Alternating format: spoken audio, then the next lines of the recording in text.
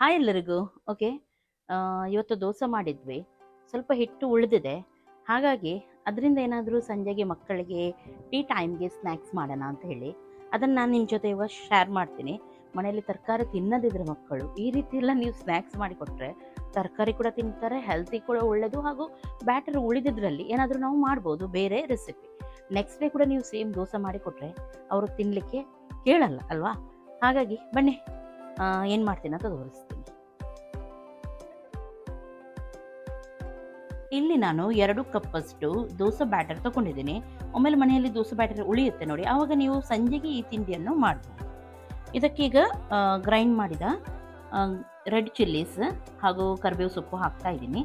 ಇದರ ಬದಲು ನೀವು ಗ್ರೀನ್ ಚಿಲ್ಲಿ ಕೂಡ ಆ್ಯಡ್ ಮಾಡ್ಬೋದು, ಚೆನ್ನಾಗಾಗುತ್ತೆ. ಹಾಗೂ ದೋಸೆ ಬ್ಯಾಟರ್ ಸ್ವಲ್ಪ ತೆಳುವಾಗಿದ್ದರಿಂದ ಅದಕ್ಕೆ ನಾನು 1 ಕಪ್ಪಷ್ಟು ಇಲ್ಲಿ ಮೈದಾ ಹುಡಿ ಹಾಕ್ತಾ ಇದ್ದೀನಿ. ಇದರ ಬದಲು ನೀವು ಯಾವ್ದು ಗೊತ್ತುಂಟ, ಗೋಧಿ ಹುಡಿ ಕೂಡ ಆ್ಯಡ್ ಮಾಡ್ಬೋದು. ಆದರೆ ಗೋಧಿ ಹುಡಿಯಲ್ಲಿ ಸ್ವಲ್ಪ ಎಣ್ಣೆ ಎಳೆಯುತ್ತೆ, ಹಾಗಾಗಿ ನಾನಿಲ್ಲಿ ಮೈದಾ ಹುಡಿಯನ್ನು ತಗೊಂಡಿದ್ದೀನಿ. ಮಕ್ಕಳಿಗೆಲ್ಲ ಸ್ವಲ್ಪ ಸ್ವೀಟ್ ಇದ್ರೆ ಇಷ್ಟ ಆಗುತ್ತೆ, ಹಾಗಾಗಿ ನಾನಿಲ್ಲಿ ಇದಕ್ಕೆ ಸಕ್ಕರೆಯನ್ನು ಆ್ಯಡ್ ಮಾಡ್ತಾ ಇದ್ದೀನಿ. ಆಮೇಲೆ ಸ್ವಲ್ಪ ಜೀರಿಗೆ ಹಾಕೋಣ. ಸ್ವಲ್ಪ ಇದಕ್ಕೆ ನೋಡಿ ಸೋಡಾ ಪೌಡ್ರ್, ಬೇಕಿಂಗ್ ಸೋಡಾ ಹೇಳ್ತಾರೆ ನೋಡಿ, ಅದನ್ನು ಆ್ಯಡ್ ಮಾಡ್ತಾ ಇದ್ದೀನಿ.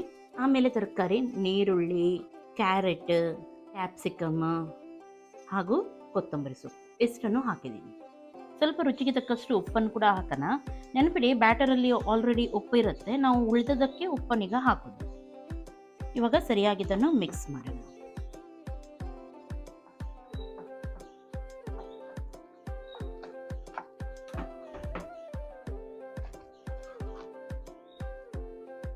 ನೋಡಿ, ಹಿಟ್ಟು ಈ ರೀತಿ ಬರಬೇಕು. ತುಂಬ ತೆಳುವೂ ಅಲ್ಲ, ದಪ್ಪನೂ ಅಲ್ಲ, ಪರ್ಫೆಕ್ಟ್ ಆಗಿದೆ. ಬೋಂಡ ಎಲ್ಲ ಮಾಡುವಾಗ ನಾವು ಯಾವ ರೀತಿ ಬಿಡ್ತೀವಿ ನೋಡಿ, ಸೇಮ್ ಅದೇ ರೀತಿ ಬಂದರೆ ಆಯಿತು. ಇವಾಗ 1 ನಿಮಿಷ ಇದನ್ನು ಹಾಗೆಯೇ ಮುಚ್ಚಿಡೋಣ. ಅಷ್ಟು ತನಕ ಎಣ್ಣೆಯನ್ನು ಬಿಸಿ ಆಗ್ಲಿಕ್ಕೆ ಇಡೋಣ.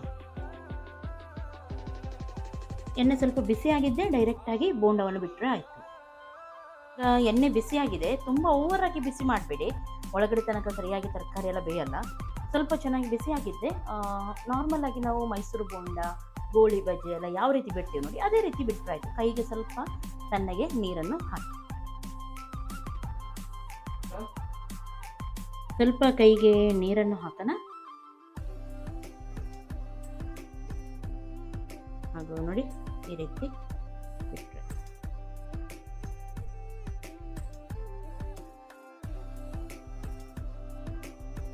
ಹೀಗೆ ತೆಗೆದು ಒಂದೊಂದಾಗಿ ಬಿಟ್ಟರೆ ಆಯಿತು.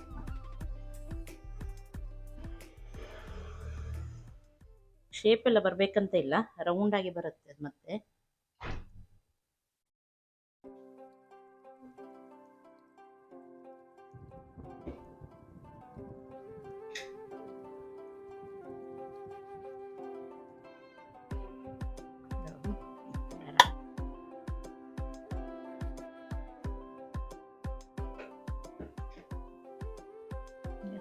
ಸ್ಲೋ ನೋಡಿ, ಅದು ತಾನಾಗಿ ಮೇಲೆ ಬರುತ್ತೆ. ಆಮೇಲೆ ಅದನ್ನು ಒಂದು ಸೈಡ್ ಫ್ರೈ ಆದಮೇಲೆ ಟರ್ನ್ ಮಾಡಿದರೆ ಆಯಿತು. ಎಷ್ಟಾಗುತ್ತೆ ಅಷ್ಟು ಇಡೋಣ.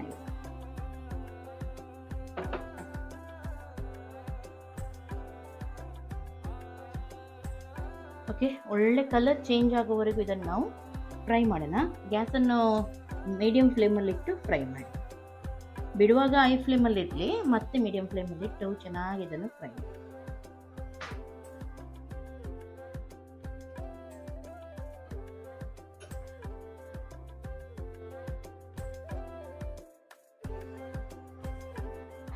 ಇಲ್ಲಿ ನೋಡಿ, ಇವಾಗ ಫ್ರೈ ಆಯ್ತಿದ್ದು, ಇಷ್ಟಾದರೆ ಸಾಕಿದೆ.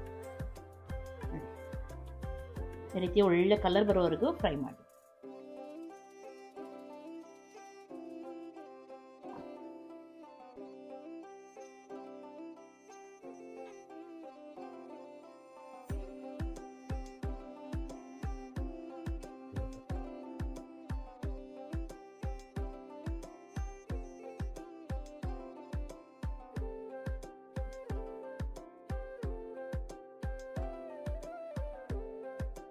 ಓಕೆ, ಇವಾಗ ಇಲ್ಲಿ ರೆಡಿ ಆಯಿತು ನೋಡಿ. ಬೇಗನೆ ಆಗುತ್ತೆ, ಚಟ್ಪಟಾಗಿ ನೀವು ಇದನ್ನು ಮಾಡ್ಬೋದು, ಹಾಗೂ ಮಕ್ಕಳಿಗೆ ತುಂಬ ಇಷ್ಟ ಆಗುತ್ತೆ. ಇವಾಗ ಒಂದು ಕಟ್ ಮಾಡಿ ಹೇಗಿದೆ ಅಂತ ನೋಡೋಣ, ಹಾಗೂ ತಿಂದು ಕೂಡ ನೋಡೋಣ.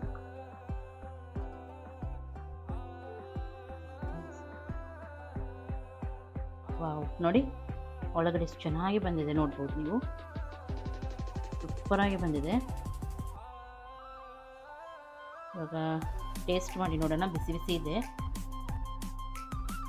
ಚಟ್ನಿ ಎಲ್ಲ ಬೇಕಂತ ಇಲ್ಲ, ಆದರೆ ನಿಮಗೆ ಇಷ್ಟ ಇದ್ದರೆ ನೀವು ಮಾಡ್ಬೋದು. ಸಾಸ್ ಒಂದಿ ಕೂಡ ಚೆನ್ನಾಗಾಗುತ್ತೆ. ತುಂಬ ಬಿಸಿ ಇದೆ.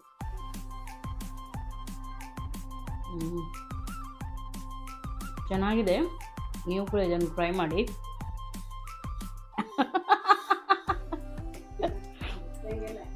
ಹಾಗೂ